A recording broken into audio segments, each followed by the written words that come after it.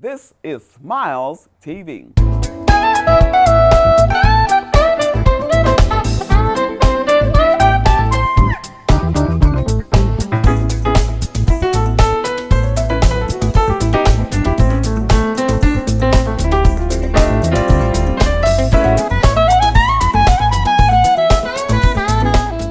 Welcome to Smiles TV. You're watching the best community affairs broadcast in the land.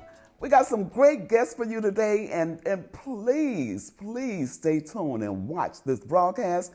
First up is going to be James Ingram. James Ingram is a columnist for the St. Louis American newspaper, and this guy is going to give us some candid conversation regarding COVID-19 and the African American community.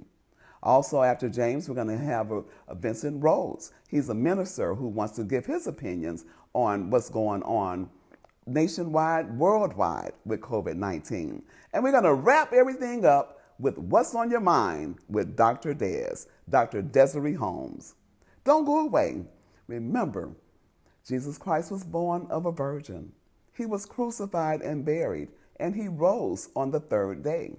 Confess with your mouth that Jesus is Lord. Believe in your heart that God has raised him from the dead, and thou shalt be saved. Stay tuned for more Smiles.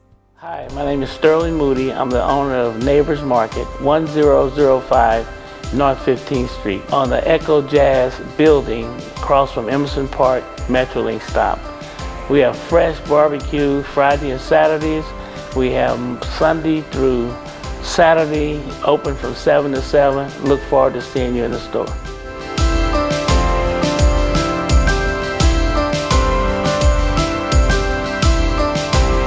When you visit Big Mama's in East St. Louis, Illinois, located at 5900 St. Clair Avenue, you will need a fork and a bib. Big Mama's is known for their barbecue, cakes, excellent service, and giving back to the community. Call in, eat in, drive through, carry out. Order for your office. You can call Big Mamas at 618-398-8950 or visit 5900 St. Clair Avenue in East St. Louis, Illinois.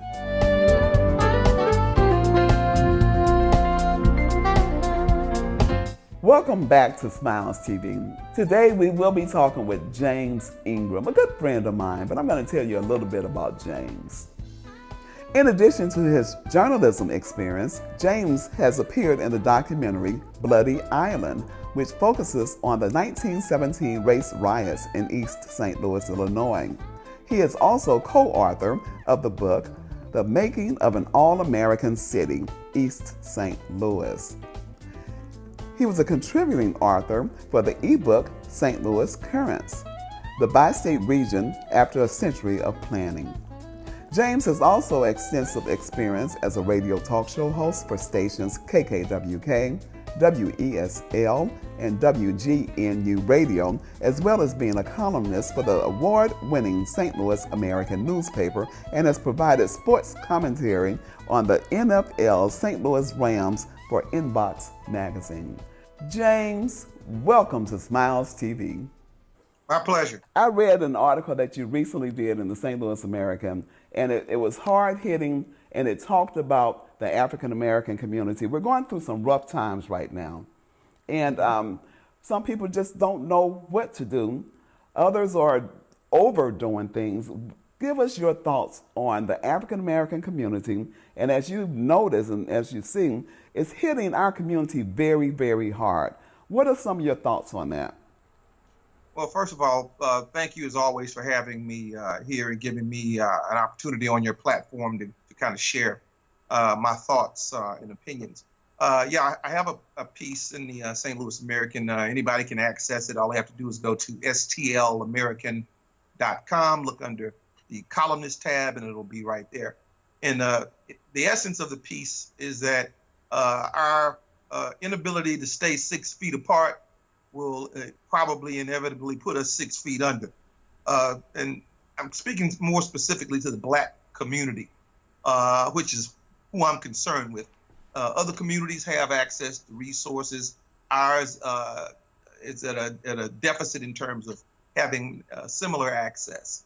And what I observed in the piece was based upon me kind of driving through East St. Louis and kind of observing my people, and also looking in the social media and on TV, on national TV, watching Black folks and how they operate. And it's almost as if we're oblivious to the reality that we exist in right now in terms of having to socially distance, that there's a pandemic going on, that we don't need to be out in public spaces without the benefit of having masks on. And I noticed I was coming down State Street in East St. Louis, and I saw people at a particular popular takeout Chinese spot, probably 15, 20 cars surrounding this building, people in the lobby, no masks on, all on top of each other. The antithesis of what we should be doing right now. Then in a couple of neighborhoods I was in, there were people that's having public barbecues and parties and this sort of thing outside. And we shouldn't be doing these sorts of things, particularly since we're disproportionately dying from COVID, not contracting it, but dying from it. So we don't have the luxury to be out in public, having barbecues and being on top of each other without any kind of protective gear on. And, I know that there are other people in other communities that are fighting the instructions to stay at home and shelter in place and all these other things.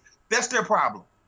I'm more concerned about Black folks, because the reason that we're suffering is because we have pre-existing conditions, diabetes, hypertension, and other issues that make us more predisposed to succumbing from COVID. And it's almost as if we don't care. And so the purpose of the piece was to educate some of us in terms of not engaging in some of this behavior that makes us more vulnerable to the pandemic. Well, you know what, James? Some people, and my next guest coming up has a lot of different theories, but some people just refuse to believe that this is really happening. Some people are saying that, yes, people are dying.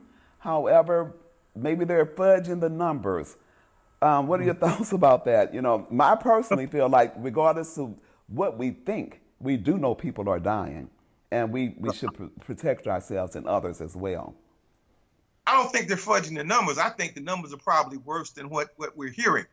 I have a 105-year-old grandmother that I was just notified recently who has contracted COVID. She's in a nursing facility in South Dakota. I got an opportunity to visit her back during the Thanksgiving holiday. And, this is really where it's really going down, is in the nursing facilities, in the prisons, where people don't have the luxury to self-isolate. And the other thing that's interesting is that there's a lot of urban mythology. I'm not into all of these conspiracy theories about, who's going after us. We know that we're not valued in this society. Okay, get over it. We know that that's what's going on. So we need to do the things that we need to do to protect ourselves. A lot of mythology goes on in the Black community. Initially, when this pandemic broke out, there was a myth going around that Black folks couldn't contract the coronavirus until Idris Elba got it, until Kevin Durant got it, until Babyface got it, and some of these Black celebrities got it, and then people woke up and said, uh-oh, I guess Black people can get it. The difference is when you got those individuals that I named, including white celebrities like Tom Hanks and so forth, they have the luxury of having mansions and wealth.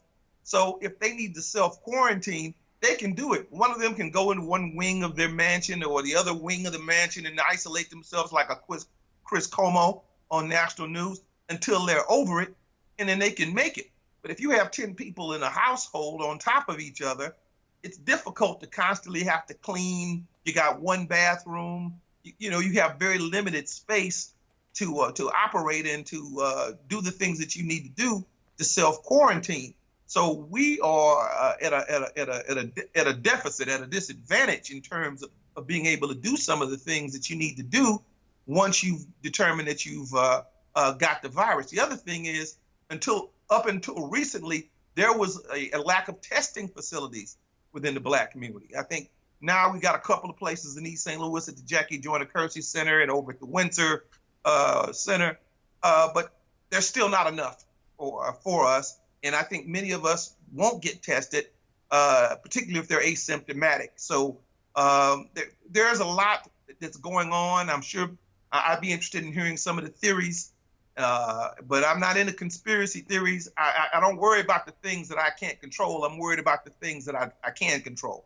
What do you think about reopening the country? Do you think they're talking about reopening things a little bit too soon, or you think they're on target? What are your thoughts on that? Well, given that we got a moron in the White House who's not given any guidance throughout this pandemic, who essentially dismissed it back as far as January, when it actually took place. We know now that he was briefed on several occasions about this pandemic, and he dismissed it as being a rumor and innuendo. It's not factually true, and he allowed this thing to catch fire when, in fact, he could have got on top of it, like China and Korea and some of these other places. So as a result, we're in a position now where it would be foolish to open up. I know as we record this today, St. Louis and St. Louis County is attempting to reopen. I think it is the dumbest thing that they could do at this juncture, because when we look at Georgia, when we look up around Cook County, when we look at around other places around the country, in Florida, where the beaches have opened, other places have opened, concurrent with their reopening has been a spike in people contracting the disease. So we're opening up too early, and we're sacrificing our health, for the sake of trying to restart this economy. And just make no mistake about it with President Trump, and I use that term president loosely. This is about politics with him. He can't get out and have these big rallies that he likes to have and get out and speak to the people that voted for him. So what he wants to do is he wants to use these briefings as political rallies and whip up the public interest in voting for him. And what's going to happen is people are going to get out and get this virus, and they're going to die in numbers for the sake of trying to restart this economy. And what's going to happen, it's going to spike, and we're going to go right back to point zero, and they're going to have to shut everything back down. You know what? I'm very, very unsettled with the fact that they're talking about reopening. It just doesn't make sense to me at all. I will say this because I understand the feelings and emotions you have regarding President Trump, but personally, all of them, Democrats, Republicans, all of them are making a mockery of us as a people. So I guess I don't just place all the blame there. I blame the entire structure, but then I go back to China when things first came out, and the lack of information that they really were sending us. So, the whole whatever the situation is, be it Trump, be it the Democrats, whatever, we are in a crisis and we're dying, and no one seems to care about that. I think it's all about the dollar bill, and whenever we place dollars over lives, you're going to have a problem, and and that's just how that goes. So, what advice would you give the regular resident, the East St. Louis and the African Americans in Detroit, wherever around the world? They want to reopen, but that doesn't mean that we have to reopen. That's my thoughts. What are words of wisdom would you give? Follow the science. That's what I would tell them to do. If you're looking, and I don't inundate myself with TV all day. If I get the report in the morning and maybe get it in the evening, that's good enough. I don't need to depress myself by listening to the numbers all day. I know it's bad, but what I would encourage them to do is follow the science. If you need to wear protective gear, you need to wear a mask. You need to stay at home as much as possible. You need to wash your hands frequently. You need to, if you can have access to it, get hand sanitizer and these sorts of things. Avoid touching your face without unclean hands, if at all possible. You just need to exercise as many measures as you can to make sure that your home is sanitary and that you avoid big groups. I mean, we can't go sit in restaurants, and I don't care what they're opening up. We can't go and sit in there and eat.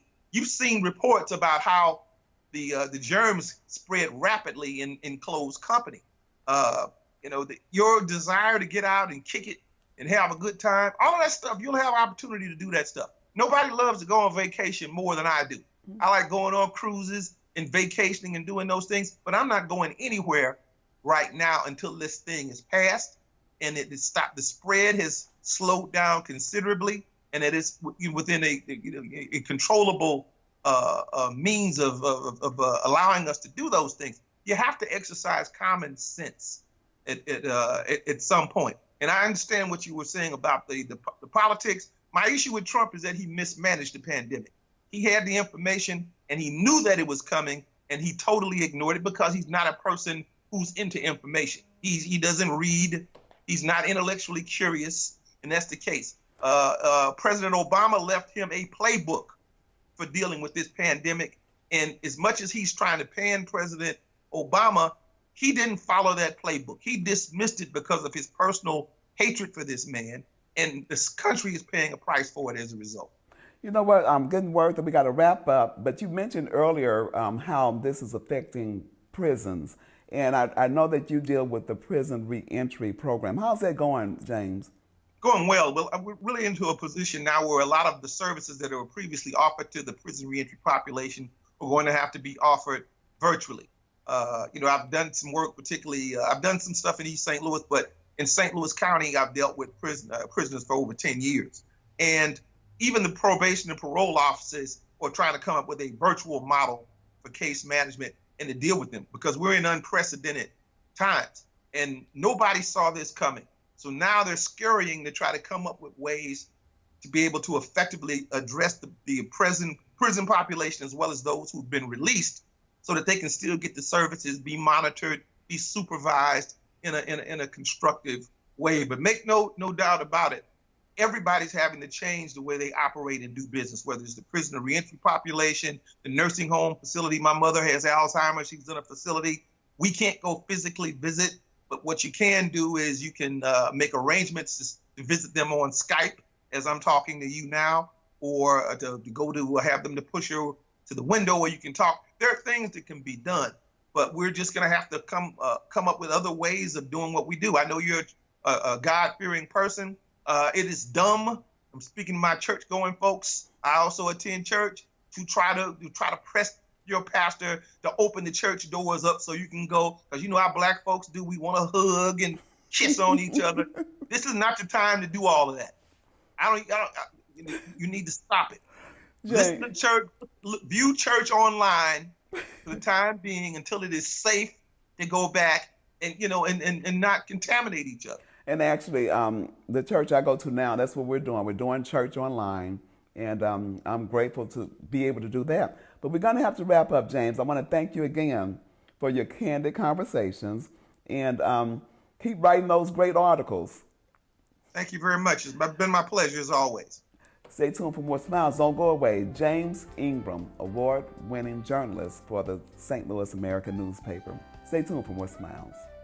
When in need of residential and commercial construction projects, from roofing, siding, flooring, including all interior carpentry, painting, and more, you need a company that is efficient, effective, and professional. A company that will complete the job on time. You need On Time Contracting Incorporated. On Time Contracting provides quality work completed in a timely manner.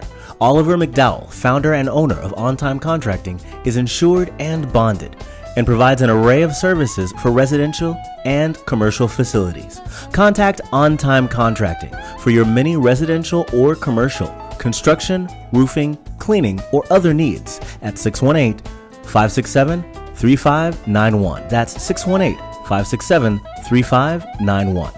On Time Contracting Incorporated. Your project can indeed be completed on time. Welcome back to Smiles TV. I told you James Ingram had a lot to say, but now we're going to move on to Minister Vincent Rhodes. Vincent Rhodes is the pastor of True Vine Christian Center. He also has a daycare center for children called Be Kids, and is located at 5200 North Illinois Street in Fairview Heights, Illinois. Minister Rhodes, how are you? Well, how you doing, Stephanie? It's good to see you again, and it's been a while since we've been talking, and I'm grateful that you're having me on. Oh, I'm doing Vincent, great. I am blessed. And you know what? You look just like you did in high school. Just got a little more gray. A little gray. I got a lot more gray. You haven't changed much at all. I did a little bit of coloring. Vincent, we're having some very rough times right now. Coronavirus, COVID-19, mask or no mask? Yeah. That's my first question, mask or no mask? If I had said last year, that this was going to happen, probably people would have thought we were nuts. And if anyone would have said that we were all going to have to walk around with masks, then probably would have been considered to be a conspiracy theorist or something like that. I mean, can you imagine all of the baseball stadiums, all of the movie theaters, everything shut down, schools shut down, and the entire world now wearing masks. And it just is amazing, remarkable to say the least. It's almost like the greatest science fiction movie you've ever seen. But I choose, in my own personal conviction, I respect the governor and the laws of the country and that kind of thing. But I choose, in my own personal walk with the Lord, to depend on God, because we've always depended on Him.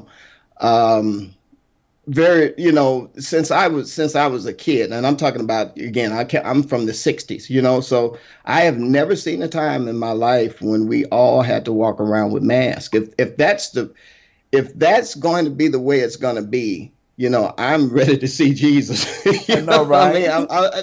To be honest with you, I think that masks ought to be a choice. And I think, again, going back to what we've always said, a lot of times in some circles, they say my body, my choice. I don't see how by me not wearing a mask is going to protect the other person. So if the person decides that they're going to wear a mask because they're around me and they're afraid of me, then that's fine. They can do that all they want to. But I think we're depriving people of life, liberty, and the pursuit of happiness. And these are very fundamental principles that are found in, the Constitution, preamble of the United States: life, liberty, and the pursuit of happiness. And we should be free to pursue happiness. So I have never worn a mask during the whole time of this outbreak, because I feel that, confident that God is going to, we're going to get past this. And I feel that if there is something in the air, we're going to get past that too. So I understand your thoughts, because God has not given us a spirit of fear, but power, right, love, and a sound mind. And right. So I definitely understand that. But He does also give us wisdom. Yes. And let's say that this is real, and that, we are spreading the virus via coughing or just simply breathing, and droplets are falling on people.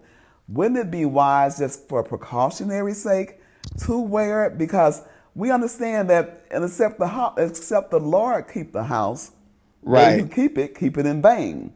In essence, it doesn't matter what we do, because God is really in control of life and death. So, but what is, in your eyesight, what are the problems with wearing the mask? Well, I will say this. The problem with wearing the mask is that the mask is unhealthy. And most people don't know that. The CDC came out with an article in the very beginning talking about the mask was an unhealthy thing to do. The mask disrupts your pH balance, and the mask causes your pH balance to go from an alkaline state to an acidic state.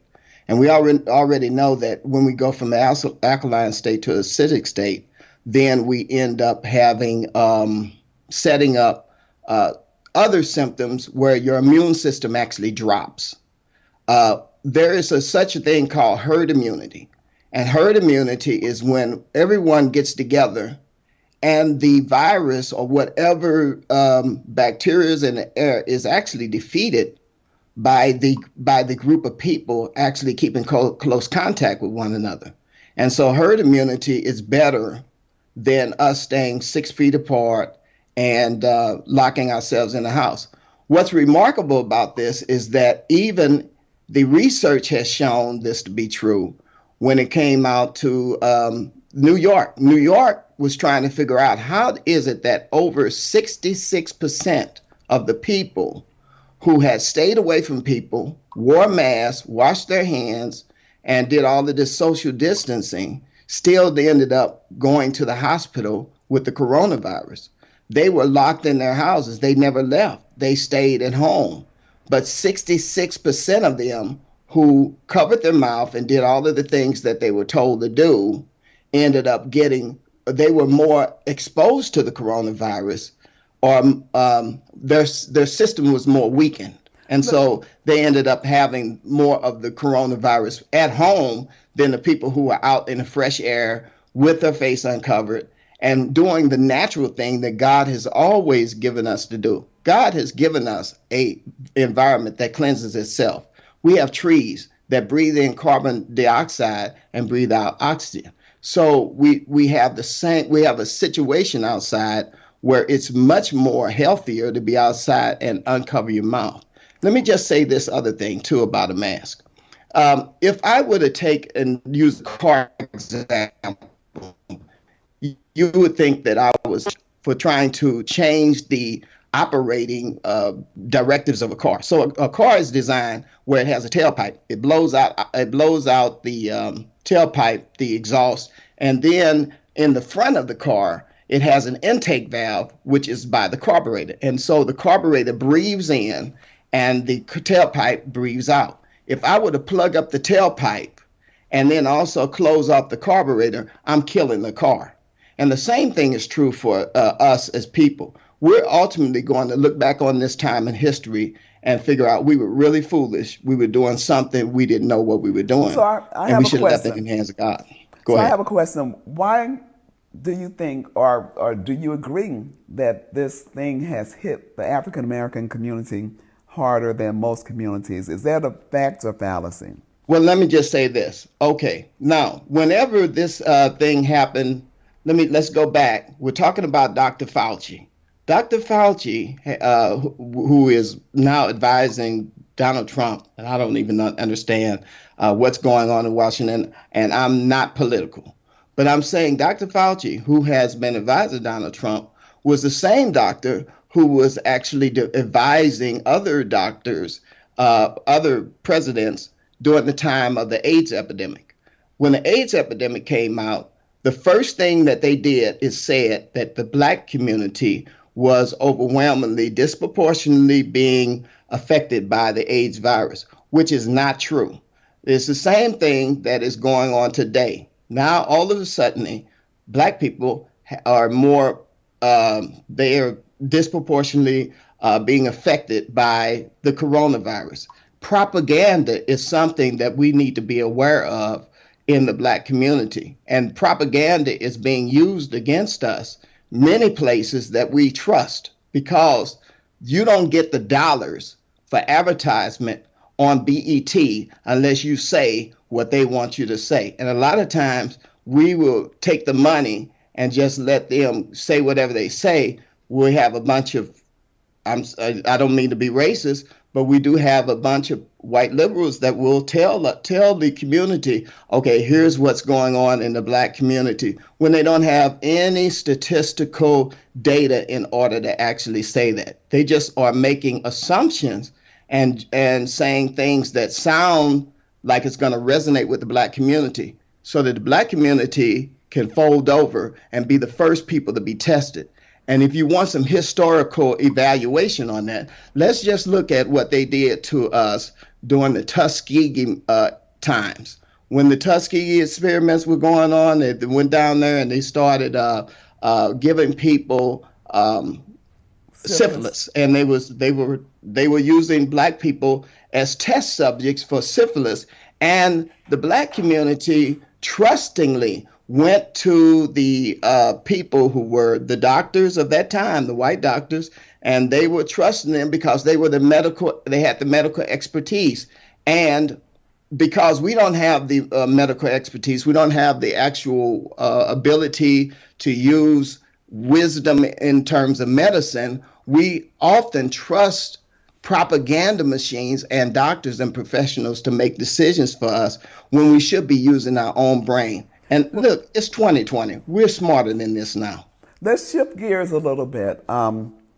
So looking at this pandemic, or some people call it a planned demic, a pandemic, whatever you want to call it. It is the whole world is involved here. Right. And biblically speaking, you know, I've read the book of Revelation, and I need to go back and do some more study to get a greater understanding. Mm-hmm. However, biblically speaking, this looks very scary to me. Although I don't have that spirit of fear, but it's an eye-opener to say, hey, if this is not prior to the rapture, what are we dealing with? What does this mean, biblically speaking, in your eyesight? You know, the beautiful thing about what's going on now is that people can actually see that this is far more broader than politics. And oftentimes what we do is we try to settle on politics and say, hey, this is about politics. This is not about politics at all. This is about a world takeover, a takeover from a group of people who are involved in a cult, where they have established dominance over the entire world because they have used their money for years to brainwash people and give them a false view of the world. Look, the Bible says very plainly in Psalms chapter 2 that the kings of the earth have conspired together against the Lord and his anointed. And the anointed is Jesus Christ. And so we can see it very plainly now. And this is really beautiful because we have never had a time in history when people really came to realize what was really going on. We can see now that all of the leaders are aligning themselves with the same message. We don't know who is in charge of them, but we do see that they are puppets. And now we also understand that the news media is saying the same exact thing that all of the leaders are saying. So we understand that how could this be possible except there be one voice speaking through all of them, and they have all turned and aligned themselves in the same direction. So what we are saying now is a worldwide takeover. Now, the Bible says very pointedly in Revelation chapter 13 that will happen. In Revelation chapter 6, it says that the white horse will show up, the rider of the white horse. Remember they used to sing the song, if you want to ride, don't ride the white horse? Well, they were really speaking something prophetically because that rider of the white horse will be the Antichrist. And the Antichrist will make his appearance on the scene. And the Bible says the whole world will worship him. The whole world will do what he says do, except for those people who have discernment from the Lord and whose name is written in the Lamb's book of life. Those people will not be deceived, but the entire world will be deceived. And so some of the things that they're doing right now to test to see whether or not we can be deceived is requiring us to do things that really are kind of silly, wearing a mask. And I don't mean to insult anybody, but if I see you with a mask on outside, I understand that you have been influenced by the media. Now, look, if there was not any news broadcast, would you know that there was such a thing as the coronavirus? Just ask you if there was a meeting, if there was never anything came across the news, would you know that the coronavirus was as dangerous as they say it is? Every single day, it's like clockwork. They use that propaganda machine, which is the news media, on every station worldwide to tell us the same identical message. The only place that ever happened in history was during the time of the Rwandans and the Hutus. And they caused the Rwandans and the Hutus to actually turn on one another by using the media to constantly give the same message of hatred against one group of Hutus against the Rwandans, and they ended up massacring one another. You know what? So, we live in an insane world.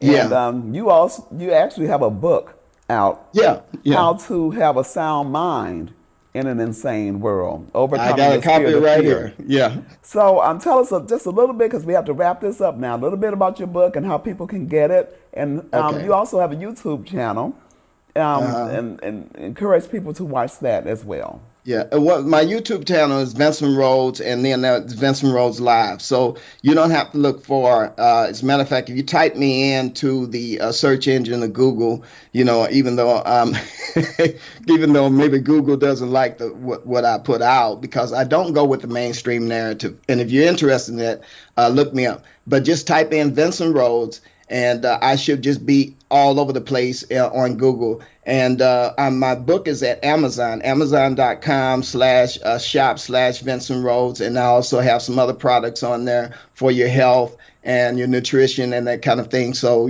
there some of them are at a discount. And go over there and check it out, because we're going to need all the help we can get.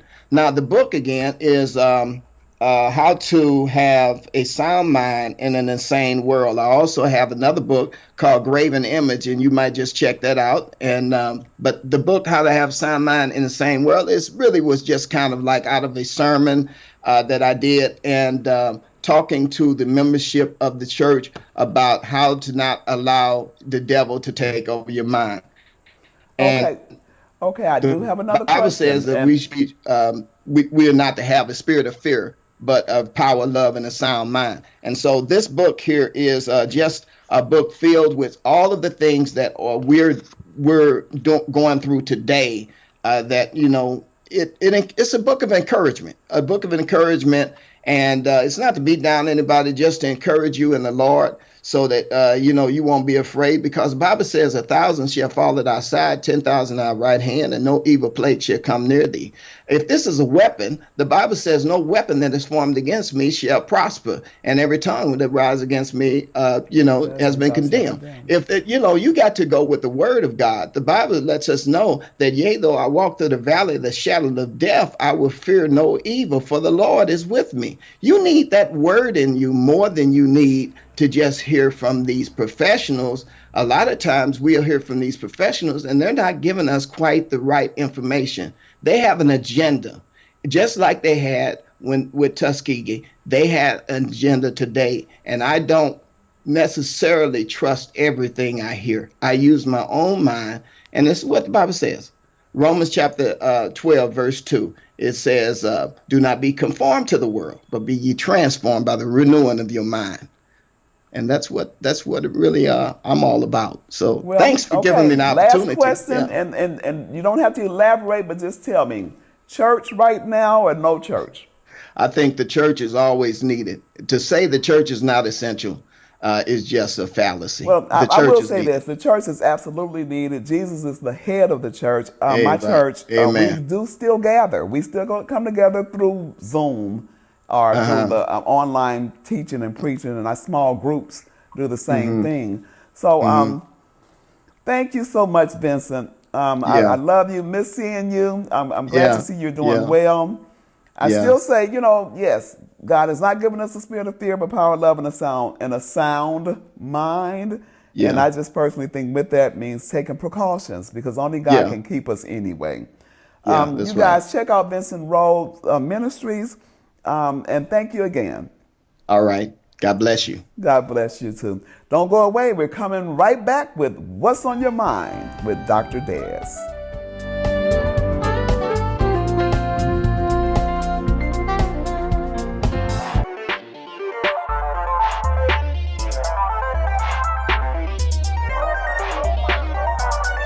Welcome back.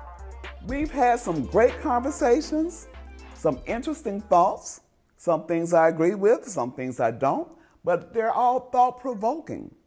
And many of us have ideas and anxieties and thoughts about what's going on today.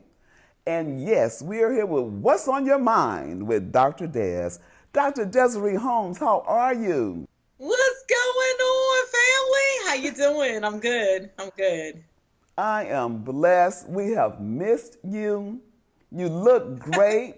COVID-19 is doing well by you. And I just want to welcome you back. Yeah, you got an afro, and you just, you're looking great, Dr. Des. We're living in some very different times. And a lot of things are going on within our world. I can't even just say the community, the world.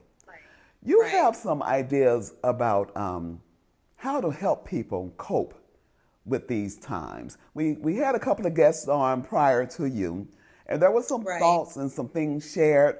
And I'm sure after listening to that, people might even be more anxious. Help us out, Dr. Des. What's on your mind? You know what? Thank you so very much. What's on my mind? What is absolutely on my mind is the care about managing and maintaining your well-being, right? So in this new normal and all of this stress that's going on, I was sharing with a friend yesterday, at one point, novel coronavirus, it was over there. It was something that was over there. And then when it came to the States, it was still over there because it started in Washington State, and then it was in New York State. So it was still over there, but now it's here. And it's hitting us, right? And we have family members, we have friends. In the month of April, I had 3 people that I know personally close to that died, tested positive for COVID-19. I spoke with someone else yesterday, and he had a family member who tested positive from COVID-19 and passed away. So it's here, and it's hitting us, and it's hitting us at a level. So our anxiety is very high because what was over there is now here. And so I just want to touch on some practical, helpful hints. It's not going to eliminate your anxiety, but it can help to manage it in such a way and bring it down, because we still need to make sure that we are taking care of ourselves and that we are maintaining our mental health. And that's exactly what we need to know. Right. So let's start with the physical component. We need to make sure that we are getting exercise, that we are maintaining some level of daily activity. You got to move. Whether you can, some of us were able to go outside and walk around in our neighborhood, go for a walk, take a walk. You can still walk in a park. You're still doing your social distancing. If you need some scenery, go for a walk. I get on my elliptical machine every morning. I do 30 minutes on my elliptical machine, and then I do an additional 15, 20 minutes of floor exercises. I've thrown in some hand weights. If you can't do that, you can sit in your chair, take a broom handle, and you can use your broom handle to move from side to side, to do some bends. Try to do some stretches, try to stretch, try to, touch your toes. If you can't touch your toes, touch your knees. Okay. Do something to try to, get your heart rate up and bring your blood pressure down. So physical activity is a must. You've got to move. The other thing that we really need to be very, very careful of is your diet. A personal story. I was talking to my brother. We were video chatting the other day, and I looked at my brother and I said, "Man, what's going on with you?" I said, "You look like you put on about 15, 20 pounds." And he said, "Yeah, Des, I've gained a good 15, 20 pounds, sheltering in place," right? Right. I think we all have gained. Real talk, because we're in the house, and a lot of us, we're coping by eating, right? Because, and we're cooking. That's the other thing. We're cooking more because you can't go out to the restaurant, and so we're cooking more. So we might be cooking more. We may be cooking heavier, right? So watch what we're eating. Healthy diets, healthy snacks. If you're a snacker, I'm a bit of a grazer. So I make sure I keep fruit, nuts in the house, vegetables, that type of thing. So watch your diet. Try to be very careful with what you're eating. The other thing, stay connected. In this world of isolation and withdrawal, we have people who are single, who they're sheltering in place by themselves, or we have people that already have some pre-existing mental health issues, and their natural component is to isolate and withdraw. So we have to draw them out. So call and check on people. Make sure that you're calling, checking in, whether you're calling, Skyping, Zooming, emailing, texting. Stay connected. But caution. So when people want to engage in negative conversation, guess what you do? You 86 all that. Right. 86, all of that. That's right. Let that go. Do it in love. You don't have to be rude, but you can certainly tell people, I'm sorry, you know what, I gotta go. Cut the conversation. You know why? Because we're already being inundated with so much information, with all of this coronavirus, COVID-19, we're constantly being bombarded with the number of deaths that are going up, the number of infections, and then you still have just regular stuff that's going on in the news as well. It's overwhelming. So you've got to monitor what you're taking in so that you're keeping your mind in a place. So you know what, Dr. Des, believe it or not, our time is wrapping up already, but you have given some great insights, and I'm sure you got a couple of more things that you want to share. So for our mental health, real quickly, I think the best thing that you've said is don't take in the negative and keep our minds fresh and things of that nature. Some people think the coronavirus is not real. Some people think that it's so real that if you look outside, you'll get it. So how do we navigate between the two of those thoughts? That's a great question. And so, you have to navigate, you have to do what's best for yourself. If you are a type of person and you know that you have underlying health conditions that put you at greater risk, if you were, I operate from a standpoint that everybody is a potential carrier, that people are infected. So for myself, I am doing my mask, I do my gloves, I drink my hot lemon water when I come in, I get over my stove and I do the old-fashioned facial. Remember back in the day, I the do. old-fashioned facial? My kids laugh at me, but I do understand.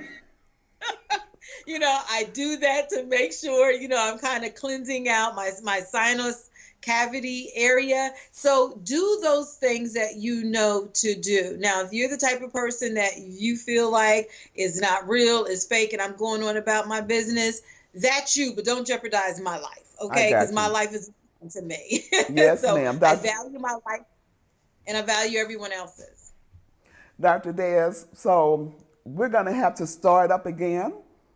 This is the re-entry to What's on Your Mind with Dr. Des. And thank you for taking time from your home to be on the Smiles Skype. We love you, we miss you, and you take precautions because only God can keep us for real, right? Right.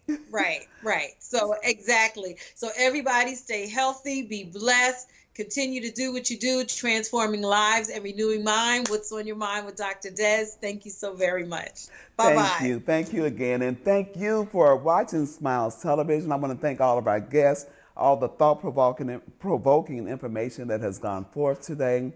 Remember, only what you do for Christ will last. Keep smiling. You look better when you smile. And Jesus is the Lord.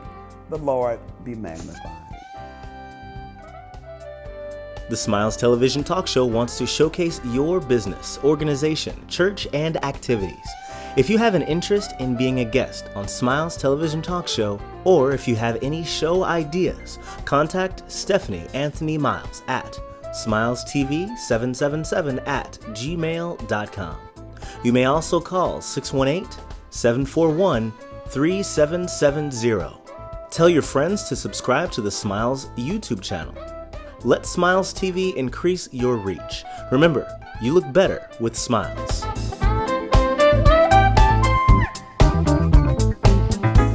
IDEX Media does a lot. From IDEX Photography to IDEX Films. We help create forever memories and forever impressions.